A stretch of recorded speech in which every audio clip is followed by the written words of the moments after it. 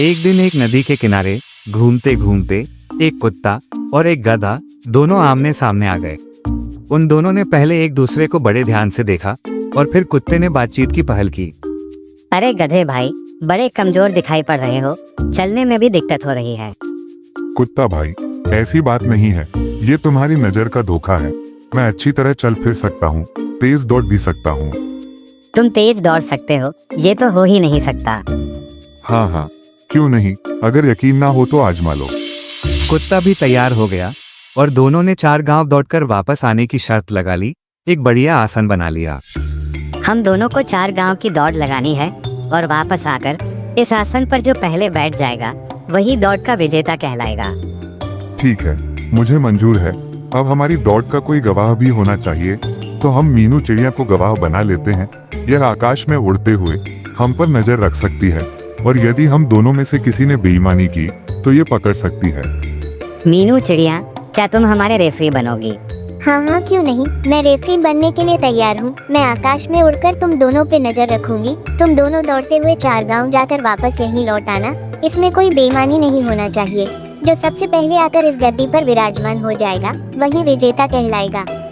गधे भाई, ये तो तुम भी जानते हो, तुम मेरी रफ्तार के आगे टिक नहीं पाओगे। इसलिए बाद में हार का दुख झेलने के बजाय अभी मैदान से हट जाओ तो अच्छा है। जो मेहनत करोगे वो भी बेकार जाएगी। देखो भाई, हार और जीत ये बात की बात है, लेकिन हमें इस बात से चिंतित न होकर हमें प्रयास करना ही चाहिए। किसी भी कार्य को करने से पहले हिम्मत हारना अच्छी बात नहीं है। ऐसे तो हम कभी सफल नहीं होते हैं। इसलिए मैं अपने लक्ष्य के लिए सजग हूँ और मैं दौड़कर जीतूंगा भी। तो ठीक है, दौड़ शुरू करते हैं। तुम दोनों अब दौड़ना शुरू करो। मीनू चिड़िया ने सीटी बजाई। गधा और कुत्ता दोनों दौड़ पड़े। कुत्ता तेज रफ्तार से दौड़ने लगा और गधा अपने मतवाली चाल से दौड़ पड़ा। कुत्ते को अपनी रफ्तार पर घमंड था और उसने वो जता भी दिया। उन दोनों के ऊपर उड़ रही चिड़िया लगातार उन दोनों पर निगरानी रखी हुई थी। जब कुत्ते ने एक गांव पार किया और दूसरे गांव में पहुंचा तो उस गांव के कुत्ते पराये कुत्ते को देखकर आक्रमण करने लगे। कुत्ते ने उन्हें समझाने का प्रयास किया, लेकिन दूसरे कुत्ते कहाँ मानने वाले थे। उन्होंने उसके साथ लड़ना शुरू कर दिया। कुत्ता बेचारा उनसे लड़ते लड़ते घायल हो गया। वो जैसे तैसे अपनी जान बचाकर वहां से आगे की तरफ भाग निकला। तीसरे और चौथे गांव में भी उसे उस गांव के कुत्तों से मुकाबला करना पड़ा। इसमें बहुत सारा समय निकल गया। दूसरी तरफ गधा अपनी मस्तानी चाल से लगातार दौड़ रहा था। उसे दौड़ते हुए 2 गधों ने देखा, लेकिन उन पर कोई असर नहीं पड़ा। गधा आराम से दौड़ता हुआ आगे निकल गया। कुत्ते को तो कई कुत्तों से मुकाबला करना पड़ा। वो घायल भी हुआ, पर वो देरी से जब अपने लक्ष्य की तरफ लौटा तब उसने देखा कि उसका प्रतिद्वंदी गधा वहां रखे आसन पर पहले से ही विराजमान था। वो बाजी जीत चुका था।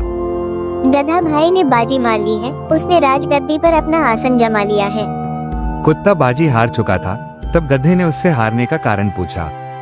क्या बात है मित्र, तुमने तो बड़ा दावा किया था कि तुम बहुत तेज दौड़ते हो, फिर हार कैसे गए और इस हाल में क्यों हो?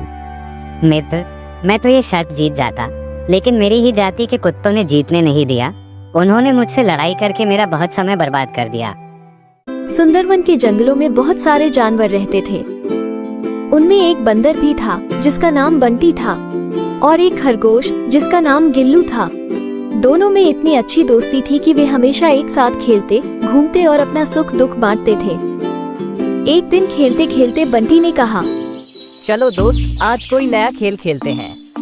बताओ, कौन सा खेल खेलने का मन है तुम्हारा?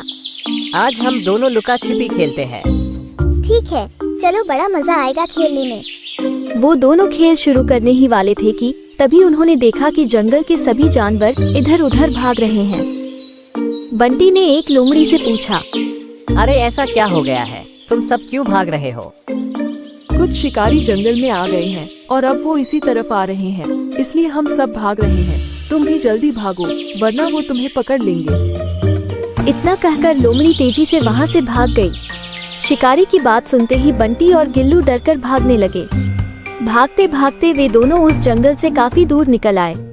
तभी बंटी ने कहा, दोस्त गिल्लू, सुबह से हम भाग रहे हैं। अब शाम हो चुकी है, चलो थोड़ा आराम कर लेते हैं। मुझे तो बहुत भूख लगी है। हाँ, मैं भी थक चुका हूँ। भूख और प्यास भी लगी है।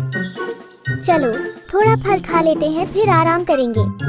वे दोनों फल ढूंढने लगे।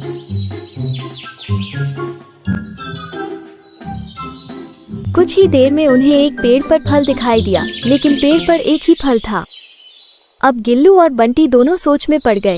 यदि ये फल को मैं खा लूंगा तो मेरा दोस्त भूखा रह जाएगा। नहीं नहीं, ये फल मैं बंटी को खाने देता हूँ। अरे इस पेड़ में तो एक ही फल है, इस फल को मैं खा लूंगा तो मेरा दोस्त क्या खाएगा? तुम ये फल खा लो, मुझे ज्यादा भूख नहीं लगी है। तुमने उछल कूद ज्यादा की है, इसलिए तुम्हें ज्यादा भूख लगी होगी। नहीं दोस्त, मुझे भूख नहीं लगी है, तुम ये फल खा लो, मुझे पता है तुम्हें बहुत भूख लगी है। वे दोनों बार बार एक दूसरे को फल खाने के लिए कह रहे थे। पास से गुजर रहा एक हाथी जिसका नाम मोती था। मोती थोड़ी देर के लिए रुका और उनकी बातें सुनने लगा। कुछ देर बाद मोती ने पूछा, तुम दोनों फल क्यों नहीं खा रहे हो? तुम कहो तो ये फल मैं खा लेता हूँ। अरे नहीं नहीं मोती भाई, मेरे दोस्त को भूख लगी है, लेकिन वो ये फल नहीं खा रहा है। नहीं नहीं, ये बंटी झूठ बोल रहा है। मुझे भूख नहीं लगी है, इसे भूख लगी है, लेकिन ये जिद कर रहा है कि मैं फल खा लूं।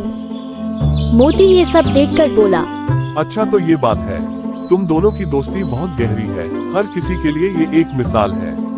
तुम दोनों ही इस फल को आधा आधा करके क्यों नहीं खा लेते? ये सुनकर गिल्लू और बंटी को मोती का सुझाव अच्छा लगा। दोनों ने आधा आधा करके फल खा लिया और फिर थकान मिटाने के लिए आराम करने लगे। इस कहानी से हमें ये समझ आता है कि सच्चे और अच्छे दोस्त हमेशा एक दूसरे का ख्याल रखते हैं और मुसीबत पड़ने पर एक दूसरे की सहायता करते हैं। इसलिए अच्छे मित्र का साथ कभी ना छोड़े। दोस्तों, अगर आपको यह वीडियो अच्छी लगी तो वीडियो को एक लाइक करें और हमारे चैनल को सब्सक्राइब करें ऐसे ही और वीडियो देखने के लिए।